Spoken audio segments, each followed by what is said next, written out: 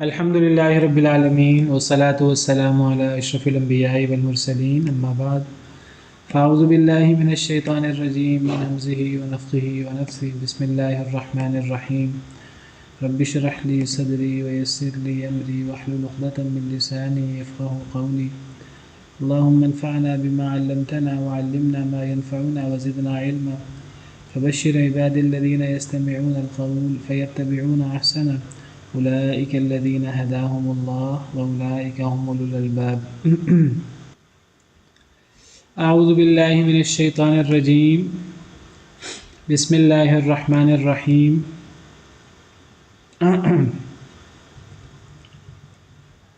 ربكم الذي يزجي لكم الفلك في البحر لتبتغوا من فضله إنه كان بكم رحيما ربكم الذي تمہارا رب اے لوگو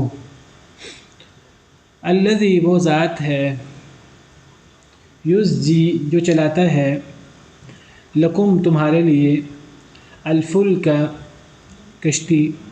کشتیاں فی البحر سمندر میں لتبتغوا تاکہ تم تلاش کرو من فضلہ اس کا فضل انہو کان بے شک وہ یعنی اللہ تعالیٰ تمہارا رب کان ہے بکم ساتھ تمہارے رحیمہ بہت رحم کرنے والا سبحانہ و تعالی۔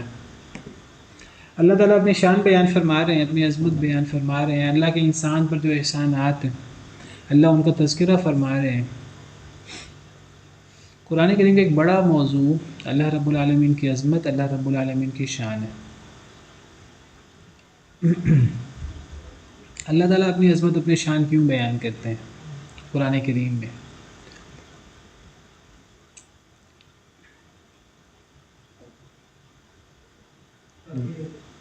جی، تاکہ انسان کو پتہ چلے کہ اگر ہم نے کسی کی عبادت کرنی ہے تو وہ ایسی ذات کی عبادت کرنی ہے کہ جو یہ والے کریکٹرسٹکس کا ہمیں صحیح ہے۔ عبادت کے علاوہ کسی کی نہیں کرنی چاہیے۔ یہ بھی ایک میرے ذہن میں آ ہے، یعنی اللہ اپنی شان اس لیے بیان کرتے ہیں کہ اللہ یہ بتاتے ہیں دیکھو یہ شان کسی اور شخصیت کی ہو سکتی ہے، اگر کسی اور شخصیت کی ہو سکتی ہے تو پھر اس کے بارے میں یہ کویسچن پیدا ہو سکتا ہے کہ اس کو معبود مانا جائے کہ نہ مانا جائے۔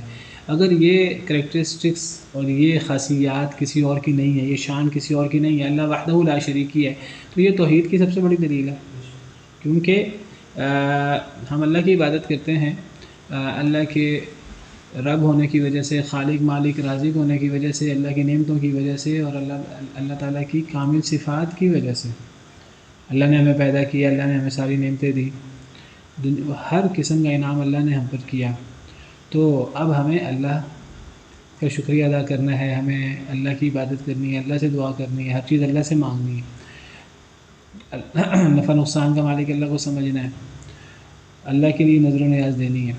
تو ہم اگر اللہ کے ساتھ اللہ کی مخلوق کی ہی ذات میں غلو کر کے ان میں خدائی صفات پیدا کر دیں گے تو اس پر سب سے بڑا اعتراض قرآن پڑھ کے جو اللہ تعالیٰ کی طرف سے وارد ہوتا ہے، جو اللہ نے ہمیں سکھایا کہ دیکھو وہ خالق ہے کہ مخلوق ہے۔ جی، یہاں سے مسئلہ واضح ہو جاتا ہے۔ دیکھو کہ وہ نفع نقصان کے مالک ہیں کہ نہیں، دیکھو کیا جو اللہ رب العالمین کی شان ہے، جو اللہ رب العالمین کی صفات ہیں، جو اللہ رب العالمین کی قدرت ہے، کیا اس قدرت میں کوئی اللہ کا برابر ہے، کوئی اللہ کا شریک ہے، نہیں ہے؟ کوئی دور دور تک اللہ کا مقابلہ نہیں کر سکتا۔ اللہ خالق کائنات ہے، خالق ارض و سماء ہے، بادشاہوں کا بادشاہ ہے، باقی سب مخلوق ہیں۔ مخلوق کی بات آ گئی، اب وہ مخلوق اس کے پاس دنیا کے کوئی دنیاوی مال و دولت آ جائے، کوئی دنیاوی اقتدار آ جائے، بہت محدود قسم کا، دنیا کے ایک علاقے کا ایک جگہ کا اس کے پاس مال و دولت اقتدار ہے، وہ سرکش بن جاتا ہے، وہ جابر بن جاتا ہے، وہ اپنے آپ کو بہت کچھ سمجھنا شروع کر دیتا ہے، فرعون، نمرود، دیگر لوگ۔ اگر کسی کے پاس کوئی دنیاوی مقام مرتبہ، کوئی دینی مقام مرتبہ اللہ نے کسی کو دے دیا، جس کو اللہ دینی مقام و مرتبہ دیتے ہیں، تو وہ لوگ تو نبی ولی، وہ لوگ تو ہمیشہ لوگوں کو اللہ سے جوڑتے ہیں۔ ان میں سے کبھی کسی نے یہ کہا ہی نہیں کہ میں تمہارا رب ہوں، میں عبادت کے لائق ہوں۔ اللہ نے قرآن میں سورہ آل عمران میں فرمایا. حضرت عیسیٰ کے حوالے سے سورہ آل عمران میں عیسائیوں سے، عیسائی آئے تھے نجران کے، تو اللہ نے عیسائیوں سے کیا بات چیت کرنی ہے، ان سے مناظرہ کیسے کرنا ہے، ان کو دعوت کیسے دینی ہے، تو وہ اللہ نے دلائل ذکر کی. تو حضرت عیسیٰ کے حوالے سے بہت بڑا عیسائیوں کا مسئلہ ہے، وہ حضرت عیسیٰ کو اللہ یا اللہ کا بیٹا کہتے ہیں. تو اللہ نے فرمایا وَمَا كَانَ لِبَشَرٍ أَن يُؤْتِيَهُ اللَّهُ الْكِتَابَ وَالْحُكْمَ وَالنُّبُوَّةَ. کوئی ایسا بشر ہو ہی نہیں سکتا جسے اللہ نے کتاب دی ہو، حکمت دی ہو، نبوت دی ہو، ثم یقول للناس، پھر وہ لوگوں سے کہے کونوا عبادا لی من دون اللہ، اللہ کو چھوڑ کر میرے بندے بن جاؤ. جسے اللہ نے کتاب، حکمت اور نبوت دی ہو، نبی رسول، کوئی ایسا نبی رسول ہو ہی نہیں سکتا جس نے کبھی لوگوں کو اللہ سے جوڑنے کی بجائے اپنے سے جوڑے. ہر نبی رسول وہ لوگوں کو اللہ سے جوڑتا ہے، وہ داعی ہوتا ہے. وَدَاعِيًا إِلَى اللَّهِ قُلْ هَٰذِهِ سَبِيلِي أَدْعُو إِلَى اللَّهِ. نبی صلی اللہ علیہ وسلم کی صفات میں سے یا ایھا النبی انا ارسلناک شاہدا ومبشرا ونذیرا وداعیا الی اللہ، اللہ کی طرف دعوت دینے والے. قل هذه سبیلی ادعو الی اللہ، کہہ دیجیے یہ میرا رستہ ہے، میں لوگوں کو اللہ کی طرف بلاتا ہوں. انا ومن اتبعنی، میں بھی اور جو میری پیروی کرے. جو نبی صلی اللہ علیہ وسلم کے نقش قدم پر چلتے ہوئے وہ عالم بنے، دین کا داعی بنے، تو وہ بھی یہی کام کرے، وہ بھی لوگوں کو اللہ کی طرف بلائے. یہ اتنی بنیادی چیز ہے. ہمارے بہت سے لوگ کیا کرتے ہیں، وہ لوگوں کو اپنے مسلک کی طرف بلاتے ہیں، اپنے مدرسے کی طرف بلاتے ہیں. جی ہمارا تعلق فلاں مدرسے سے ہے، ہمارا تعلق فلاں مسلک سے ہے، ہمارا تعلق فلاں امام سے. بھئی اللہ کی طرف دعوت تو نہ ہوئی. ہمارا تعلق فلاں شہر سے ہے، ہمارا تعلق فلاں شخصیت سے. بھئی شخصیات تو دین نہیں ہوتی، دین تو اللہ رسول ہوتا ہے. اللہ کی طرف دعوت دیجیے. رسول کی بات اس لیے آتی ہے کیونکہ رسول کبھی اپنی بات کرتے ہی نہیں. رسول کے علاوہ باقی ہر شخص جو ہے اس کی بات غلط ہو سکتی ہے، وہ معصوم نہیں ہے. دین کے معاملات میں رسول جو بات کہے، رسول معصوم ہوتا ہے. تو اللہ کی طرف دعوت دی جائے، اللہ رسول کی طرف بلایا جائے، قرآن حدیث کی طرف بلایا جائے.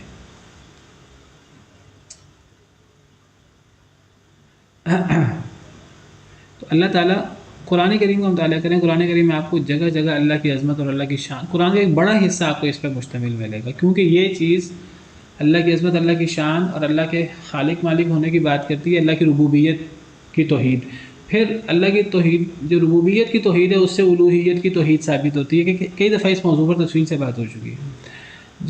جب رب خالق مالک رازق ساری نعمتیں دینے والا اللہ ہے اور اکیلا ہے، اس میں مشرک بھی اس کو مانتے ہیں، تو پھر جب مخلوق بندہ جب ریٹرن کرتا ہے اللہ کو، اس کا جواب شکریہ کے طور پر، عبادت کے طور پر اللہ سے دعا مانگتا ہے، اللہ کے لیے نظر و نیاز دیتا ہے، ذبح کرتا ہے اللہ کے لیے، اس قسم کی چیزیں، توکل، تو پھر وہ بھی اللہ وحدہ لا شریک کے لیے ہونا چاہیے.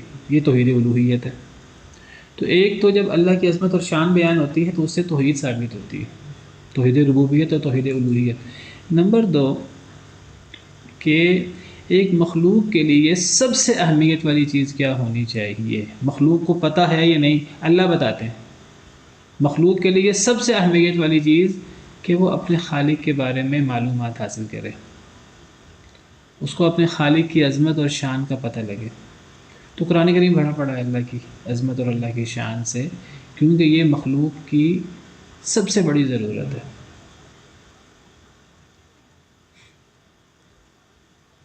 فَاعْلَمْ أَنَّهُ لَا إِلَٰهَ إِلَّا اللَّهُ. ہمیں صرف توحید نہیں سیکھنی، ہمیں لا الہ الا اللہ جو کلمہ توحید ہے، کلمہ توحید کو بھی سمجھنا ہے. اے نبی صلی اللہ علیہ وسلم جان لیجئے کہ اللہ کے علاوہ کوئی معبود نہیں ہے. تو ہمیں لا الہ الا اللہ کا بھی علم حاصل کرنا ہے.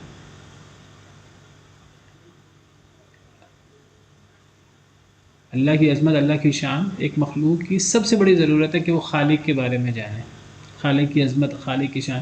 ہم تو اتنے ناقص ہیں کہ اگر ہم اللہ کی نشانیوں سے اللہ کو پہچاننا چاہیں تو ہم اللہ کی نشانیوں سے ہم اللہ کی عظمتیں کافی حد تک ہمارے ذہن میں آ سکتی ہیں، لیکن بہت سی چیزیں ہمارے ذہن میں نہیں آئیں گی. اگر ہم صرف اللہ کی مخلوق سے اور اللہ کی نشانیوں سے اللہ کو پہچاننا چاہیں، اللہ کی مخلوق سے اور اللہ کی نشانیوں سے بھی ہم اللہ کے بارے میں کامل معلومات حاصل نہیں کر سکتے۔ دیکھیے ایک آسان طریقہ ہوتا ہے کہ مثلا خالق ہے تو خالق کی عظمت کا کیسے پتہ لگے گا؟ مخلوق سے، مخلوق کی عظمت سے۔ اگر ایک مخلوق عظیم ہے تو خالق کتنا عظیم ہوگا؟ ہم تو اتنے ناقص ہیں، انسان یا دیگر مخلوقات، ہم تو مخلوق کے بارے میں مکمل نہیں جان سکتے۔ دوسری مخلوق چھوڑیں، ہم انسان، ہمیں بڑا دعویٰ ہے اپنی عقل کا اور اپنے عقل مند ہونے کا اور اپنی ترقی کا، ہم تو اتنے کمزور ہیں، ہم تو اپنے بارے میں آج تک مکمل نہیں جان سکے کہ اللہ نے ہمارے اندر کیا کیا رکھا ہے۔ آج اپنے بارے میں ہم نہیں جان سکے، اس کائنات کی بڑی بڑی مخلوقات، خالق تو چھوڑیں، بڑی بڑی مخلوقات کے بارے میں، سورج کے بارے میں ہم کتنا کچھ جانتے ہیں؟ کیا کوئی دعویٰ کر سکتا ہے سورج کے بارے میں وہ 1% بھی جانتا ہے؟ جو سورج اور سورج کے بارے میں جو تفصیلات ہوں گی، چاند کے بارے میں، دیگر اتنی بڑی کہکشاں ہیں، ہم تو ابھی تک یہی حساب کتاب لگانے، اٹکل پچو لگانے میں لگے ہیں کہ جی اس کائنات کی وسعت کتنی ہو سکتی ہے اور اس کائنات کتنی بڑی ہو سکتی ہے۔ وہ پہلے ہمیں ان چیزوں کا پتہ لگے، پھر ان چیزوں میں ایک ایک چیز کے اوپر ریسرچ ورک ہو لمبے چوڑے۔ یعنی انسان تو کب سے اپنے اوپر ریسرچ کر رہا ہے، اپنے بارے میں تحقیقات کر رہا ہے، انسان تو بھی اپنے بارے میں معلومات پوری حاصل نہیں کر سکا۔ اللہ کے دیگر جانور، دیگر حشرات، دیگر مچھر کے بارے میں ابھی تک ہم بہت ساری تحقیقات نہیں کر سکے، مکھی کے بارے میں بہت ساری تحقیقات نہیں کر سکے، چونٹیوں کے بارے میں ابھی بہت کچھ ہم نہیں جان سکے۔ تو یعنی ہم تو اتنے کمزور ہیں کہ ہم اللہ کی مخلوق کے بارے میں بہت تھوڑی باتیں جانتے ہیں، اپنے بارے میں بہت تھوڑی باتیں جانتے ہیں۔ تو ہم اللہ کی دیگر مخلوق کے بارے میں، تو اللہ کی مخلوق کا ہی ہے جب ہمیں پوری طرح پتہ نہیں، اور اس کی پوری عظمت اور اس کے اندر کتنی گہرائی ہے ہمیں یہی نہیں پتہ، تو خالق کی پوری معرفت ہمیں کیسے حاصل ہو سکتی ہے؟ خود بخود نہیں ہو سکتی۔ ہاں، کائنات میں غور کرنے سے، کائنات کی وسعتوں میں غور کرنے سے، آفاق میں غور کرنے سے، اپنے اوپر غور، اپنے آپ پہ غور کرنے سے اللہ کی بہت ساری عظمتیں ہمارے سامنے آتی ہیں، اگرچہ وہ بہت محدود حصہ ہے جو ہمیں کسی حد تک سمجھ آتا ہے، ہم اس میں بھی حیران و پریشان رہ جاتے ہیں۔ اللہ کی اتنی عظمتیں ہیں، تو اللہ کی سب سے بہتر پہچان کیسے ہوگی؟ ایک تو اللہ کی پہچان ہوگی زمین میں گھومنے پھرنے سے اور غور و فکر کرنے سے، لیکن اس سے اللہ کی بہت زیادہ پہچان نہیں ہو سکتی، کیونکہ ہم اللہ کی بہت سی مخلوق کو ہی صحیح طرح ایکسپلور نہیں کر سکے، نہ قیامت تک پوری طرح ایکسپلور کر سکیں گے۔ میں کہتا ہوں کہ روح اللہ کی مخلوق ہے نا ہمارے اندر، ہم روح کے بارے میں قیامت تک نہیں جان سکتے روح کیا ہے۔ قرآن کی آیت ہے وَيَسْأَلُونَكَ عَنِ الرُّوحِ قُلِ الرُّوحُ مِنْ أَمْرِ رَبِّي وَمَا أُوتِيتُم مِّنَ الْعِلْمِ إِلَّا قَلِيلًا، وہ آپ سے روح کے بارے میں سوال کرتے ہیں، آپ کہہ دیجیے روح میرے رب کا حکم ہے اور تمہیں تھوڑا علم دیا گیا ہے۔ کیا مطلب؟ یعنی یہ آیت قیامت تک پڑھی جائے گی، ہم قیامت تک روح کے بارے میں معلومات مکمل حاصل نہیں کر سکتے۔ وہ روح ہم جسم اور روح ہمارے اندر ہے، اپنے جسم کے بارے میں مکمل معلومات نہیں ہے، روح کے بارے میں تو کچھ نہیں پتہ ہمیں۔ تو اللہ کے بارے میں ہم اپنے تجربے سے اور اپنے مشاہدے سے، اپنی ریسرچ سے ہم اللہ کے بارے میں کتنی معلومات حاصل کر سکتے ہیں۔ میں یہ نہیں کہتا ہمیں غور و فکر نہیں کرنا چاہیے، ہمیں کائنات کی وسعتوں میں غور نہیں کرنا چاہیے، ہم اللہ کے بارے میں کچھ جان نہیں سکتے، نہیں، جتنا ہمیں پتہ لگے گا بہت محدود، اس سے ہمارے ذہن میں اللہ کی عظمت آتی ہے۔ لیکن اللہ کے بارے میں سب سے بہتر معلومات ہمیں وحی کی روشنی میں مل سکتی ہیں، جو اللہ بتائیں ہمیں۔ سر یہ دو تین آیات قولیہ اور آیات شرعیہ، تو اللہ کی پہچان ایک تو ہمیں اللہ کی قدرتوں سے بھی ہوتی ہے، لیکن وہ بڑی، یعنی ہم اتنے ناقص ہیں کہ ہم اللہ کی مخلوق کو پوری طرح ایکسپلور نہیں کر سکتے، اپنے آپ کو نہیں کر سکتے، تو اللہ کی مخلوق کو ہم نے کیا کرنا ہے؟ ہمیں ایک ایک چیز میں اللہ کی عظمت و شان نظر آتی ہے اگر ہم غور کریں، لیکن ہم اللہ کے بارے میں اس سے بہت زیادہ معلومات حاصل نہیں کر سکتے۔ تو اللہ کے بارے میں بہتر معلومات، زیادہ اچھی معلومات، ایکوریٹ جو اللہ کی معرفت ہے، وہ اللہ کے بتانے سے ہمیں حاصل ہوگی، نبی کریم صلی اللہ علیہ وسلم کے بتانے سے حاصل ہوگی، وہ ایکوریٹ ہوگی جو اللہ اپنے بارے میں بتائیں گے۔ تو اللہ قرآن میں اپنی عظمت اور اپنی شان بیان کرتے ہیں، اپنی قدرتیں بیان کرتے ہیں، اور یہ مخلوق کے لیے بہت ضروری ہے۔ مخلوق کے لیے اس سے بڑی چیز کیا ہو سکتی ہے کہ اپنے خالق کے بارے میں پہچانے۔ تو قرآن خالق کا تعارف کرواتا ہے، اس انداز سے تعارف کرواتا ہے کہ جس حد تک تھوڑا بہت ہم سمجھ سکیں، ہمارے نقص کے مطابق ہمیں قرآن اپنے خالق کا تعارف کرواتا ہے۔ ورنہ تو ہم یعنی کئی ہم ایسی مخلوقات ہیں اللہ کی، ہم ان مخلوقات کے بارے میں ہمارا ذہن جواب دینا شروع ہو جاتا ہے، وہ مخلوق کتنی بڑی ہے۔ تو خالق کی عظمت اور خالق کی شان کے بارے میں ہم سوچنا شروع کریں، ہمارا ذہن جواب دینا شروع کر دے گا۔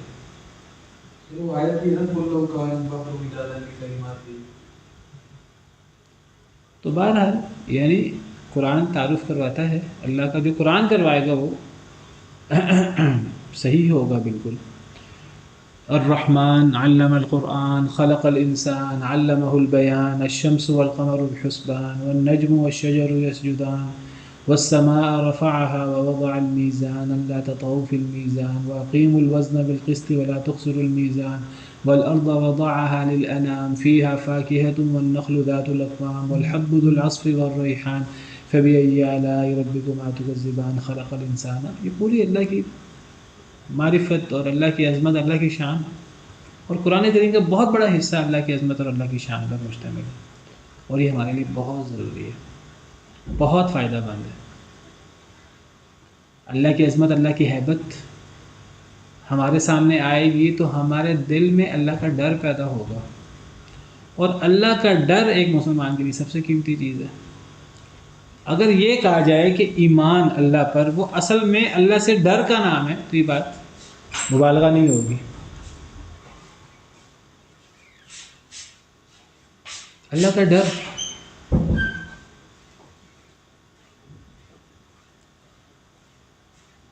یعنی ہمارا زندگی کا مقصد کیا ہے، اخروی زندگی میں اللہ کی نعمتوں کا حصول، جنت کا حصول۔ جنت کی بنیاد کیا ہے؟ جنت ہمیں کیسے ملے گی؟ جو اللہ سے جتنا ڈرتا ہے وہ اتنا اللہ کی جنتوں کا حقدار بنتا ہے۔ وَلِمَنْ خَافَ مَقَامَ رَبِّهِ جنتان، سورہ رحمان میں، جو اللہ سے ڈرے، اللہ کے سامنے کھڑا ہونے سے اس کے لیے 2 باغ ہیں۔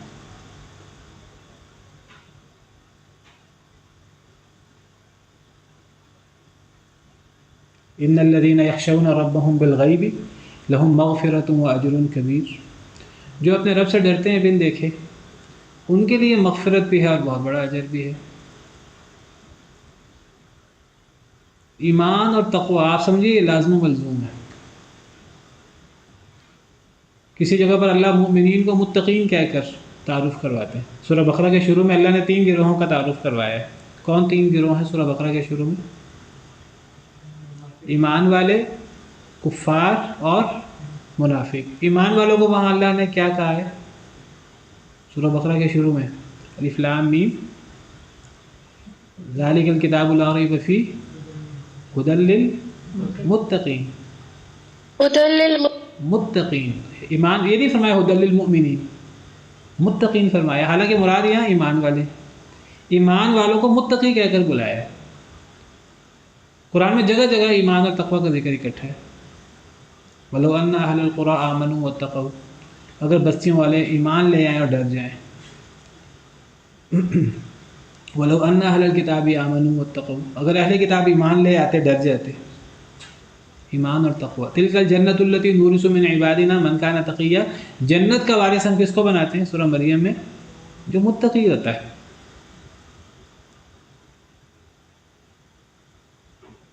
توحید، اللہ کی عظمت کی بات ہو رہی ہے۔ ہم توحید کا علم کیوں حاصل کرتے ہیں؟ ہم توحید کو کیوں سیکھتے ہیں؟ توحید سے نتیجہ کیا حاصل ہوتا ہے؟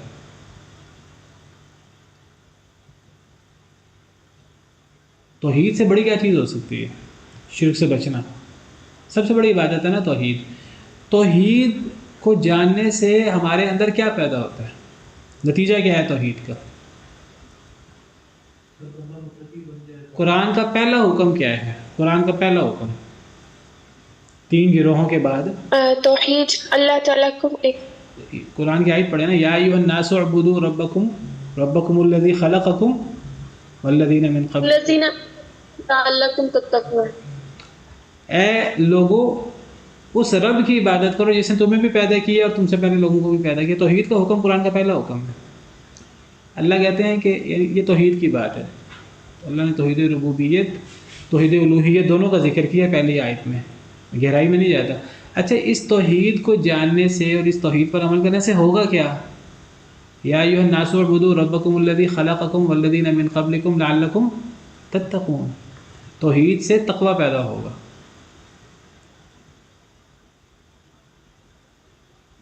سب سے بڑا عالم کون ہوتا ہے؟ سب سے بڑا عالم وہ ہوتا ہے جو سب سے زیادہ اللہ سے ڈرتا ہے۔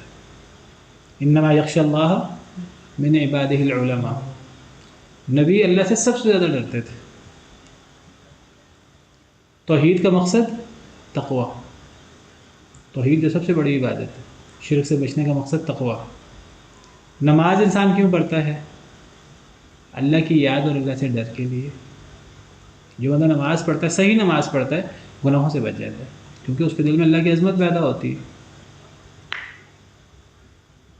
روزے کا مقصد تقوی، یا ایھا الذین آمنوا کتب علیکم الصیام کما کتب علی الذین من قبلکم لعلکم تتقون، اے ایمان والو تم پر روزے فرض کیے گئے جیسا تم سے پہلے لوگوں پر فرض کیے گئے تھے۔ کیوں؟ تاکہ تم پرہیزگار بن جاؤ، تاکہ تم ڈر جاؤ اللہ تعالیٰ سے۔ قربانی، رمضان، بڑی عید، اس کا مقصد خون بہانا جانوروں کا۔ اللہ کہتے ہیں اللہ کو نہ خون پہنچتا ہے نہ اللہ کو گوشت پہنچتا ہے، اللہ کو کیا پہنچتا ہے؟ ہمارا تقوی۔ لن ینال اللہ لحومها ولا دماؤها ولکن ینالہ التقوی منکم۔ آپ قرآن کریم کا مطالعہ کریں، آپ کو ہر جگہ تقوی ہی نظر آئے گا، اللہ کا ڈر۔ اور اللہ کا ڈر نہیں ہے تو دعوے بہت ہوں تو بہرحال یہ چیز ایمان کے منافی ہے۔ سر یہ صرف اس کا مطلب ڈر ہی ہوگا یا اللہ سے محبت بھی ایک چیز ہوتی ہے نا سر؟ وہ اس موضوع پر کئی دفعہ بات ہو چکی ہے۔ ایک اللہ کا ڈر ہوتا ہے اور ایک دشمن کا یا خوفناک چیز کا، درندے کا ڈر ہوتا ہے، حسیب کا۔ تو اللہ کے ڈر اور اس ڈر میں کیا فرق ہے؟ اصل میں اللہ کا ڈر ہے جو اللہ کی عظمت کے نتیجے میں، اللہ کی پہچان کے نتیجے میں پیدا ہوتا ہے۔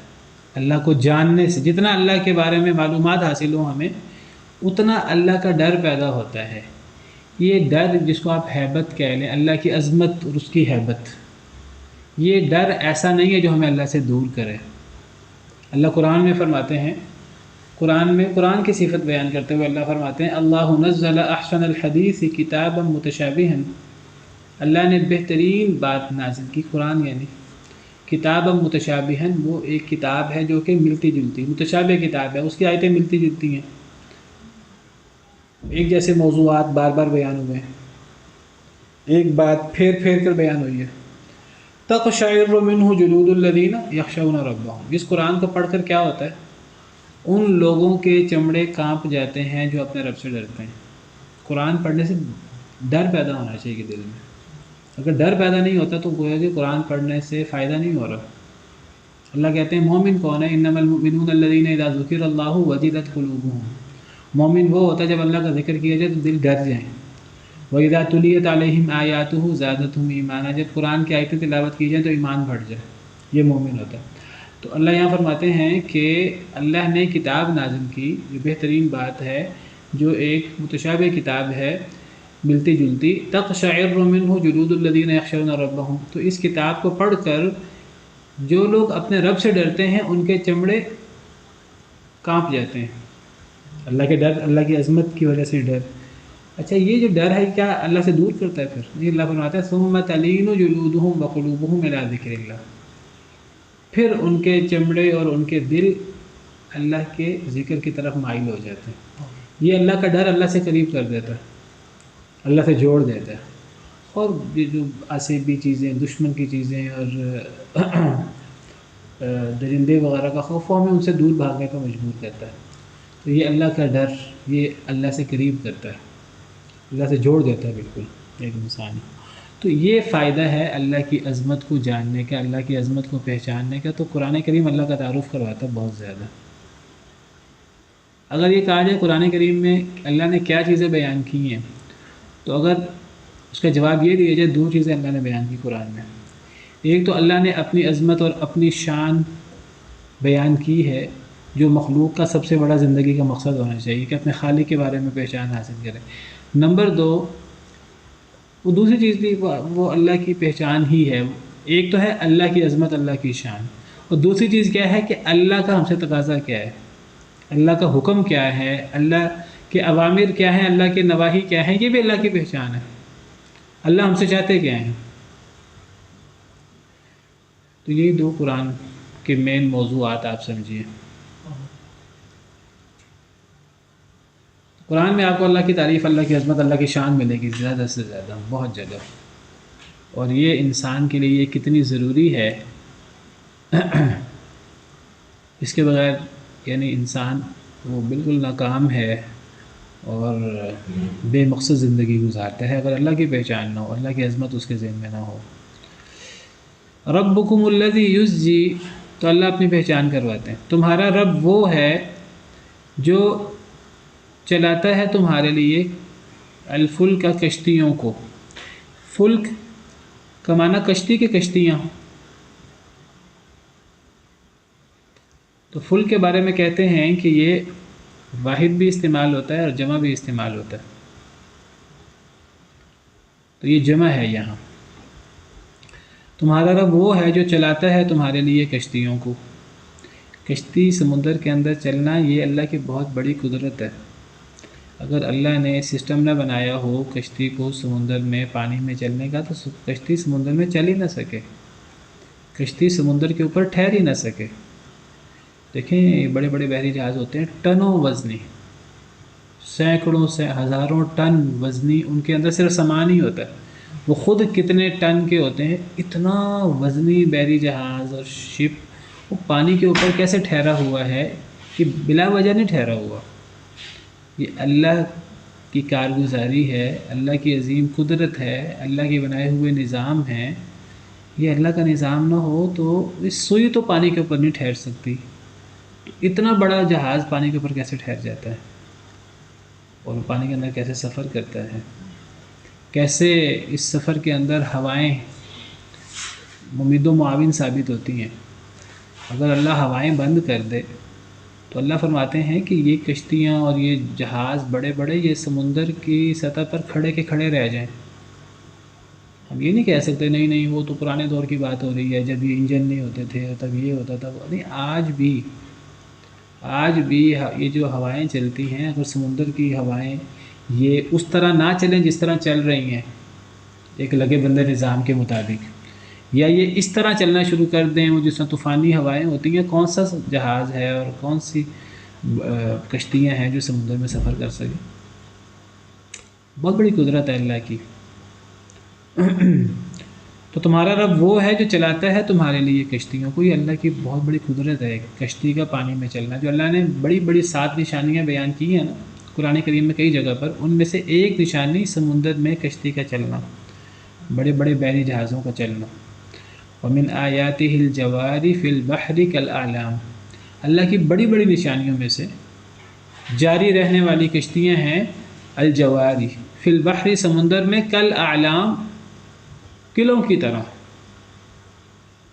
دیکھیے 1500 سال پرانی بات ہو رہی ہے. 1500 سال پہلے تو اتنی بڑی بڑی کشتیاں بھی نہیں تھیں، اتنے بڑے بڑے جہاز بھی نہیں تھے جتنے بڑے بڑے جہاز آج بن چکے ہیں. تو اللہ نے اشارہ بھی کیا ہے قرآن میں کتنے بڑے بڑے جہاز ہوں گے. قلعے بھی چھوٹے پڑ جاتے ہیں اتنے بڑے بڑے جہاز. پچھلے دنوں میں پڑھ رہا تھا کہ کراچی میں کسی جگہ پر بہت بڑا بحری جہاز آیا ہوا ہے، کس ملک کا. ہمارے کراچی میں کوئی جگہ ہے جہاں باقاعدہ جہازوں کو توڑا جاتا ہے، پھر اس سے چیزیں نکالی جاتی ہیں. وہ کتنا بڑا جہاز، اب مجھے اس کی تفصیلات ذہن میں نہیں ہیں، لیکن وہ دنیا کے بڑے جہازوں میں سے ایک جہاز. پتہ نہیں شاید اس میں کیا لکھا ہوا تھا کہ 1100 کمرے تھے، کتنے کمرے، اور پتہ نہیں کیا کیا چیزیں ہیں اس کے اندر. تو تو یہ اللہ کی بہت بڑی قدرت ہے۔ تمہارا رب وہ ہے جو چلاتا ہے تمہارے لیے کشتیوں کو سمندر میں، کیوں؟ لِتَبْتَغُوا مِن فَضْلِهِ، تاکہ تم تلاش کرو اللہ کا فضل۔ اللہ کا فضل تلاش کرو سے کیا مراد ہے؟ تاکہ انسان سمندر میں کشتیاں چلا کر، بحری جہاز چلا کر اللہ کا فضل تلاش کرے، یعنی تجارت کرے، اس تجارت سے کمائی کرے۔ کمائی کرنا منع نہیں ہے، کمائی کرنا حرام نہیں ہے، دنیاوی فوائد حاصل کرنا منع نہیں ہے، اللہ نے تو اس کو اپنا فضل قرار دیا ہے۔ وہ اللہ کا فضل ہے، بشرطے کہ وہ اللہ کے حکم کے مطابق ہو، کسی پر زیادتی نہ ہو، ناجائز کاروبار نہ ہو، جن چیزوں سے اللہ نے منع کیا ہے اس کے اندر جھوٹ، دھوکہ دہی اور اس قسم کی چیزیں نہ ہوں، جو بھی اسلام میں شروط ہیں کاروبار کی، کسی پہ ظلم زیادتی نہ ہو، تو وہ پھر اللہ کا فضل ہوتا ہے، وہ تجارت، اس کا پروفٹ۔ ورنہ پھر وہ اللہ کا فضل نہیں ہوتا، پھر وہ تو عذاب ہوتا ہے۔ وہ مال و دولت، وہ نعمتیں دنیا کی جو اللہ کے حکم کے مطابق نہ ہوں، جس میں اللہ کی نافرمانی ہو، تو وہ پھر عذاب، وہ پھر اللہ کا فضل نہیں ہوتا، وہ پھر اللہ کا عذاب ہوتا ہے۔ جس طرح اللہ تعالیٰ فرماتے ہیں سورہ توبہ میں، فَلَا تُعْجِبْكَ أَمْوَالُهُمْ وَلَا أَوْلَادُهُمْ، اے نبی صلی اللہ علیہ وسلم آپ کو ان لوگوں کے مال اور اولادیں تعجب میں نہ ڈالیں، إِنَّمَا يُرِيدُ اللَّهُ لِيُعَذِّبَهُمْ بِهَا فِي الْحَيَاةِ الدُّنْيَا، اللہ چاہتے ہیں اللہ انہیں ان مال اور اولاد کی وجہ سے دنیا میں عذاب دے، وَتَزْهَقَ أَنفُسُهُمْ وَهُمْ كَافِرُونَ، ان کی جانیں اس حال میں نکلیں کہ یہ کافر ہوں۔ تو یہ پھر اللہ کا فضل نہیں ہوتا، پھر یہ اللہ کی طرف سے سزا ہوتی ہے، اللہ کی طرف سے عذاب ہوتا ہے۔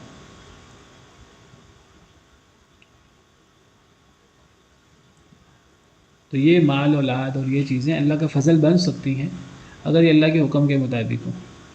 تو تمہارا رب تمہارے لیے چلاتا ہے کشتیوں کو سمندر میں تاکہ تم اللہ کا فضل تلاش کرو۔ تجارت کا ایک بڑا ذریعہ ملک و قوم کی ترقی، دنیاوی طور پہ ترقی کرنی ہو، اس کا بڑا ذریعہ سمندر کے ذریعے ہوتا ہے، اگر اس ذریعے کو استعمال کیا جائے۔ اللہ نے رزق کا بڑا حصہ تجارت میں رکھا ہے، اور تجارت کا بڑا حصہ سمندر کے ذریعے، کشتی کے ذریعے ہوتا ہے۔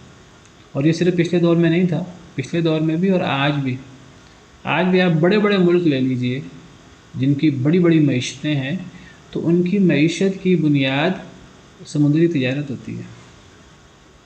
اور جن کے پاس جن ملکوں کے ساحلوں پر سمندر لگتے ہیں، جن کے پاس بندرگاہیں ہیں، وہ ملک کتنی ترقی کر سکتے ہیں، اور وہ جائز طریقے سے وہ کمائیں اللہ کے بتائے ہوئے طریقے کے مطابق، بہت زیادہ وہ فائدہ اٹھا سکتے ہیں۔ اِنَّهُ كَانَ بِكُمْ رَحِيمًا، بے شک وہ ہے تمہارے ساتھ بہت رحم کرنے والا۔ یہ اللہ کے رحم ہے، اللہ نے یہ بڑی بڑی نعمتیں دی ہیں، لیکن یہ نعمتیں زحمت بھی بن جاتی ہیں اگر اللہ کی نافرمانی کی جائے، اگر اللہ کے احکامات کا دھیان نہ رکھا جائے۔ وَإِذَا مَسَّكُمُ الضُّرُّ فِي الْبَحْرِ ضَلَّ مَن تَدْعُونَ إِلَّا إِيَّاهُ، اور جب چھوئے تمہیں دکھ تکلیف سمندر میں، ضَلَّ مَن تَدْعُونَ إِلَّا إِيَّاهُ، تو گم ہو جاتا ہے وہ جس کو تم پکارتے ہو سوائے اللہ کے۔ اب اللہ توحید کی طرف آگے، اللہ کہتے ہیں کہ مشرکین کی بات کر رہے ہیں کہ تم لوگوں نے اللہ کے ساتھ اور معبود بنا رکھے ہیں، لات منات عزا، مشرکین مکہ کی بات ہو رہی ہے۔ تم سمجھتے ہو کہ وہ تمہیں نفع نقصان دے دیتے ہیں، جو ان بتوں کے لیے نظر و نیاز نکالے، جو ان کے لیے بھیڑ چڑھائے جانوروں کی، تو وہ اس کو فائدہ دے سکتے ہیں، جو یہ کام نہ کرے تو وہ اس کو بیمار کر دیتے ہیں، نقصان کر دیتے ہیں، ٹانگ ٹوٹ جاتی ہے، یہ ہو جاتا ہے، وہ ہو جاتا ہے۔ ہمارے ہاں بھی اللہ معاف کرے اس قسم کی توہمات موجود ہیں۔ تو اللہ فرماتے ہیں کہ جنہیں تم اللہ کے علاوہ پکارتے ہو،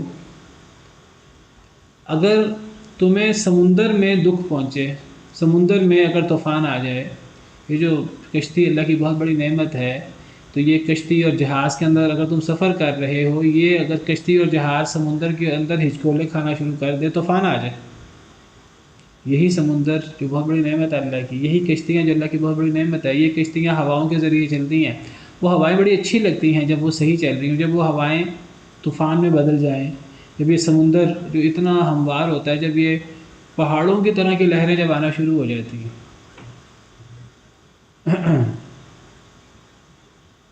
تو جب تمہیں سمندر میں دکھ پہنچے، تکلیف پہنچے، جب طوفان آ جائے، تو یہ جو تم سمجھتے ہو کہ وہ لات یہ کر دیتا ہے اور منات یہ کر دیتا ہے اور عزا یہ کر دیتا ہے اور فلاں یہ کر سکتا ہے اور فلاں یہ کر سکتا ہے، اللہ کہتے ہیں کہ جن کو تم پکارتے ہو تو وہ سب تم سے گم ہو جاتے ہیں۔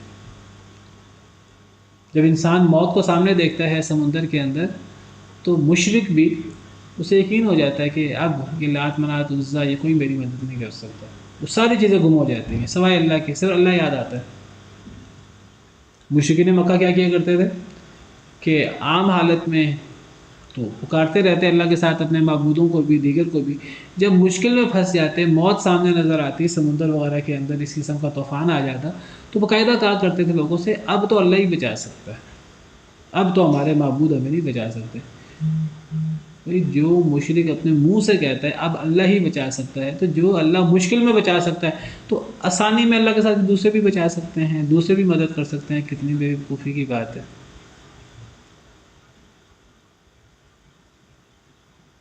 اللہ قرآن میں سوال کرتے ہیں قُلْ أَرَأَيْتَكُمْ إِنْ أَتَاكُمْ عَذَابُ اللَّهِ أَوْ أَتَتْكُمُ السَّاعَةُ وَغَيْرَ اللَّهِ تَدْعُونَ، سورہ نعام میں، اے اللہ کے نبی صلی اللہ علیہ وسلم ذرا ان سے سوال کیجئے، أَرَأَيْتَكُمْ تمہارا کیا خیال ہے، إِنْ أَتَاكُمْ عَذَابُ اللَّهِ اگر تمہارے پاس اللہ کا عذاب آ جائے، أَوْ أَتَتْكُمُ السَّاعَةُ یا قیامت آ جائے، أَغَيْرَ اللَّهِ تَدْعُونَ اللہ کے علاوہ کوئی اور ہے جسے تم پکارو گے، إِن كُنتُمْ صَادِقِينَ اگر تم سچے ہو اپنے دعوے میں کہ جی یہ بھی کچھ کر سکتے ہیں۔ مشرکین کہتے ہیں یہ بھی کچھ کر سکتے ہیں، اللہ فرماتے ہیں اگر یہ کچھ کر سکتے ہیں تو جب قیامت آ جائے یا اللہ کا عذاب آ جائے پھر یہ سب تمہیں بھول کیوں جاتے ہیں، پھر اللہ کے علاوہ کسی اور کو پکارتے ہو؟ سوال کیا پھر خود ہی اللہ نے جواب دیا بل ایاہ تدعون، بلکہ اس موقع پر تم اللہ ہی کو پکارتے ہو۔ فیکشف ما تدعون الیہ ان شاء، اگر اللہ چاہے تو اللہ تمہاری تکلیف بھی دور کر دیتا ہے، تم مشرکوں کی تکلیف بھی اللہ دور کر دیتا ہے جو اللہ کے علاوہ اوروں کو بھی پکارتے ہیں۔ اس مشکل موقع میں تمہیں صرف اللہ یاد رہتا ہے، تم اللہ کو پکارتے ہو، اللہ تمہاری تکلیف دور بھی کر دیتا ہے کئی مرتبہ تمہارے مشرک ہونے کے باوجود۔ وَتَنْسَوْنَ مَا تُشْرِكُونَ، اس وقت تمہیں اپنا سارا شرک بھول جاتا ہے۔ تو مشکل میں جب اللہ کام آتا ہے تو پھر آسانی میں اللہ کیوں کام نہیں آتا؟ بہت زبردست غور کا موضوع ہے جو اللہ نے یہاں دیا ہے۔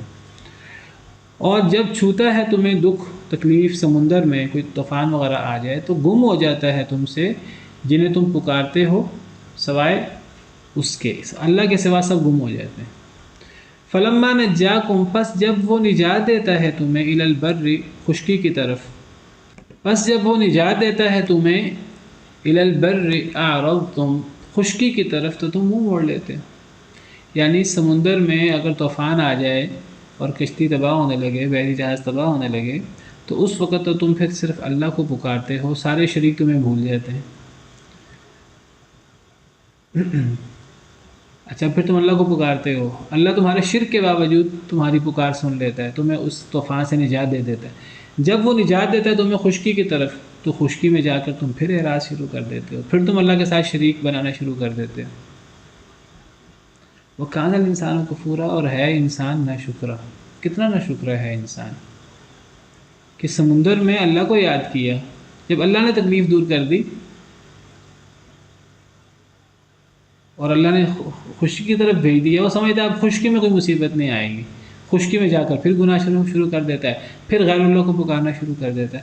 تو اللہ کہتے ہیں انسان کتنا ناشکرا ہے، نعمتیں ساری اللہ کی، جب انسان عبادت کرنے میں آتا ہے، پکارنے میں آتا ہے اور نظر و نیاز وغیرہ ان چیزوں میں، ذبح وغیرہ کرنے میں، تو غیر اللہ کو بھی ساتھ شریک کرنا شروع کر دیتے ہیں۔ تو یہ کتنا بڑا ناشکر ہے، سب سے بڑی ناشکری شرک۔ افامنتم ان یخسف بکم جانب البر، کیا تم امن میں آ گئے ہو، کیا تم بے خوف ہو گئے ہو، ان یخسف بکم جانب البر، کہ وہ تمہیں دھنسا دے خشکی کی سائڈ پہ، یعنی کیا اللہ صرف تمہیں سمندر میں ہی تمہیں اللہ طوفان بھیج سکتا ہے، سمندر میں ہی کشتی ڈوب سکتی ہے، کیا خشکی میں کوئی موت وغیرہ کی کوئی تکلیف کی صورت نہیں آ سکتی؟ کیا خشکی کا خدا کوئی اور ہے؟ کیا خشکی میں نفع نقصان دینے والا کوئی اور ہے؟ نہیں، جو سمندر میں نفع نقصان دینے والا ہے وہی خشکی میں بھی ہے۔ اگر وہ اللہ تمہیں سمندر کے اندر طوفانوں سے تمہیں کر دے، مڑ بھیر تمہاری ہو جائے، تم وہاں اللہ کو تم پکارتے ہو، صرف اللہ کو پکارتے ہو، کیا چیز بھول جاتے ہو، جب اللہ تمہیں خشکی کی طرف لے آئے تو تم اعراض کرنا، پھر اللہ سے اعراض شروع کر دیتے ہو۔ انسان کتنا ناشکرا ہے۔ اللہ کہتے ہیں کہ ذرا مجھے یہ بتاؤ کہ خشکی میں اللہ تمہیں دھنسا نہیں سکتا؟ خشکی کے اندر زمین پھٹے اور تم زمین کے اندر سما جاؤ، تمہیں ڈر نہیں لگتا اللہ کی نافرمانی کرتے ہوئے؟ تمہیں ڈر نہیں لگتا شرک کرتے ہوئے خشکی میں؟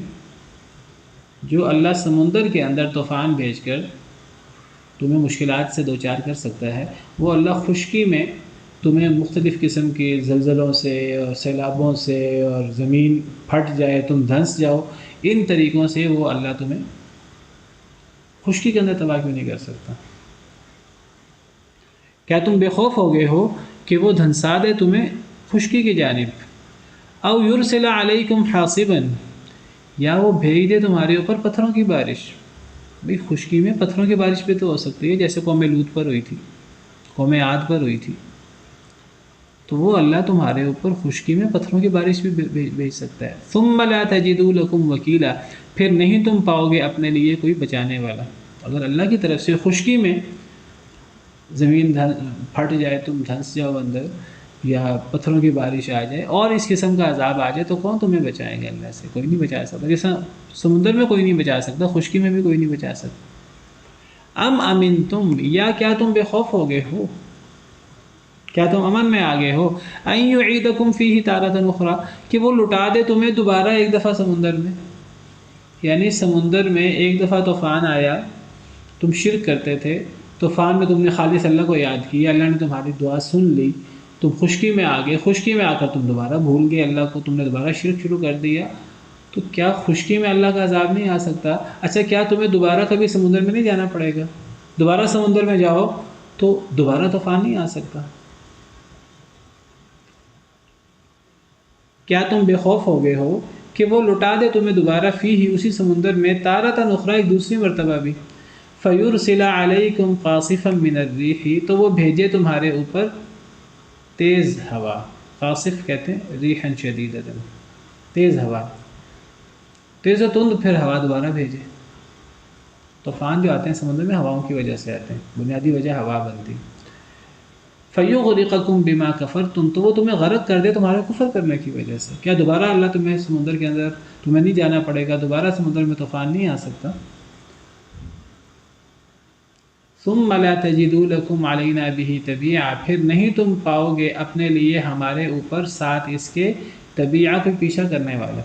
اگر اللہ تمہیں دوبارہ سمندر میں بھیج دے، دوبارہ سمندر میں طوفان آ جائے اور تم پھر سمندر کے اندر غرق ہو جاؤ، تو اللہ کا پیچھا کرنے والا کون ہوگا؟ پیچھا کرنے سے مراد پھر اللہ سے پوچھنے والا کون ہوگا؟ اللہ سے تو کوئی پوچھ نہیں سکتا۔ تو ان آیات کا مطلب کیا ہے؟ ان آیات کا مطلب یہ ہے کہ انسان سمندر میں ہو، انسان خشکی میں ہو، انسان دن میں ہو، انسان رات میں ہو، انسان گھر میں ہو، گھر سے باہر ہو، سفر میں ہو، حضر میں ہو، ہر جگہ انسان کو اللہ کا ڈر ہونا چاہیے۔ اللہ کہیں بھی اپنا عذاب بھیج سکتا ہے، عذاب بھی آ سکتا ہے، چھوٹا موٹا عذاب، موت بھی آ سکتی ہے، بڑی بڑی مصیبتیں بھی آ سکتی ہیں، اور جو جتنے مصیبتیں آئیں گی ہمارے گناہوں کی وجہ سے آئیں گی۔ تو یہ کفر کر کے، شرک کر کے، اللہ کی نافرمانی کر کے، اللہ کی زمین پر انسان رہتے ہوئے کفر شرک کر کے، اللہ کی نافرمانی کر کے کیسے سروائیو کر سکتا ہے؟ انسان جاگ رہا ہے تب اللہ کا عذاب آ سکتا ہے، انسان سو رہا ہے تو سوتے سوتے اللہ کا عذاب آ سکتا ہے۔ ولو ان اللہ فرماتے ہیں کہ افامن اہل القری ان یاتیہم بأسنا بیاتا وہم نائمون، کیا بستیوں والے بے خوف ہو گئے ہیں کہ رات سو رہے ہوں، سوتے سوتے اللہ کا عذاب آ جائے؟ افامن اہل القری ان یاتیہم بأسنا ضحی وہم یلعبون، کیا بستیوں والے بے خوف ہو گئے ہیں کہ وہ کھیل رہے ہوں، کھیلتے کھیلتے اللہ کا عذاب آ جائے؟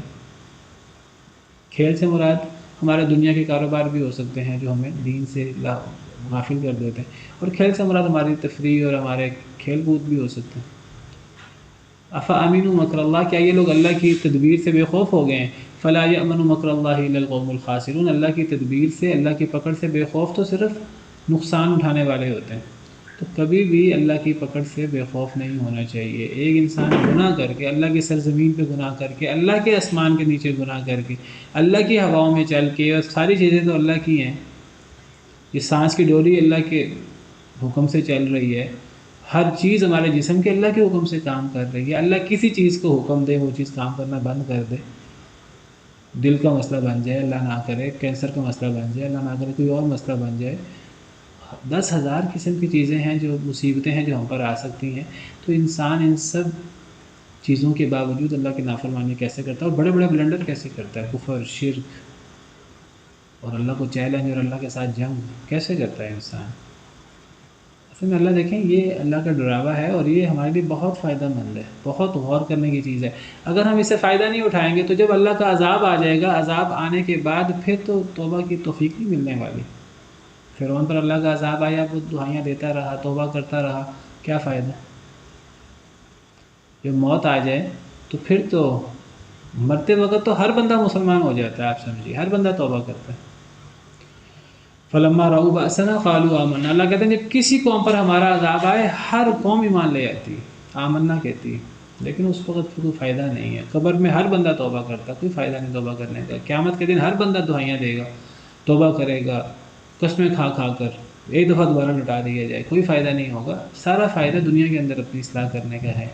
تو یہ ڈرائیور کی باتیں یہ ہمارے لیے بہت فائدہ مند ہے، بہت غور طلب ہے۔ ہم ان کو مد نظر رکھتے ہوئے اللہ کی نافرمانی کرنے سے بچیں، اور اللہ کا ڈر ہمارے اندر پیدا ہو، اور یہ پیدا ہوگا اللہ کی عظمت کو پہچاننے سے، قرآن پڑھنے سے، آخرت کو یاد کرنے سے، موت کو یاد کرنے سے۔ سبحان ربک رب العزت عما یصفون وسلام علی المرسلین والحمد للہ رب العالمین۔